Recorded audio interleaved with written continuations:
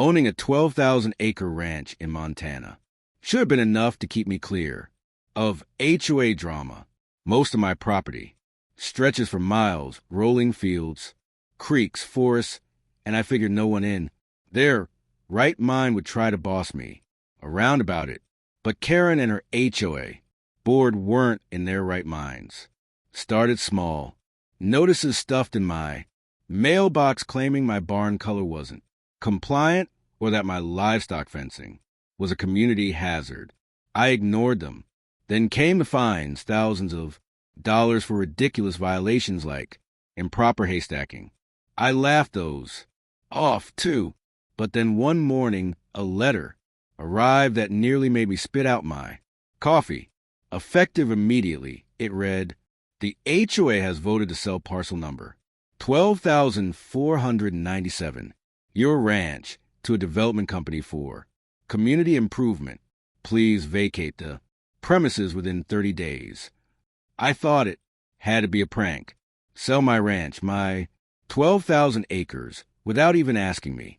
Turns out Karen and her cronies had filed bogus paperwork with the county clerk, claiming the HOA owned the land. Outright, they'd already shaken hands with a developer who planned to turn my ranch into a luxury golf resort and subdivision. I wasn't just angry, I was ready for war. What Karen didn't know is that my family had owned this land for 4 generations. The title was ironclad. Not only that, but I had friends in very high places. When you're sitting on water rights, grazing, permits, and mineral rights, people tend to know your name. So instead of storming the HOA office, I sat back and started pulling strings. First, I contacted the state land board. Within a week, they froze the developer permits, pending investigation. Then I filed a lawsuit for fraud, trespassing, and attempted theft of property. But I didn't just file it against the HOA. I filed it against Karen personally, naming her as the orchestrator of the scheme. Word spread fast. At the next community meeting, neighbors demanded answers.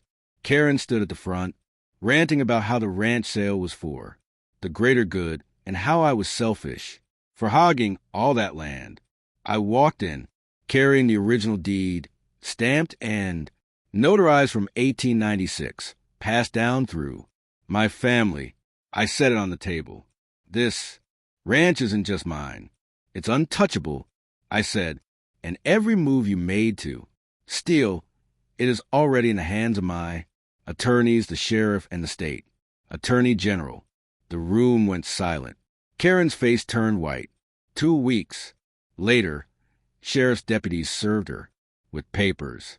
Fraud, forgery, wire fraud, too, since she'd emailed the developer, claiming authority she didn't have.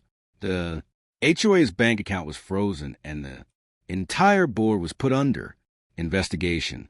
The developer bailed. Immediately, no one wants to invest in stolen land. And me, I decided if they wanted to fight over property, I'd give them one. I countersued the HOA for damages and legal fees. By the time the dust settled, the court awarded me ownership of the HOA's office lot, the very building Karen had once lorded over. The community from the neighbors voted to dissolve the HOA after that. No one wanted Karen's mess to stain them any further. As for Karen, she lost everything. Her house was foreclosed to pay fines. Her reputation was ruined. And the last I heard, she was working at a call center 2 states over. My ranch, still standing. My cattle still graze. My horses still run. And my barns are still painted the wrong shade of brown. Karen thought she could sell my land out from under me. Instead, I sold her entire HOA right out from under her. Ultimate revenge served cold on 12,000 acres of land she'll never step foot on.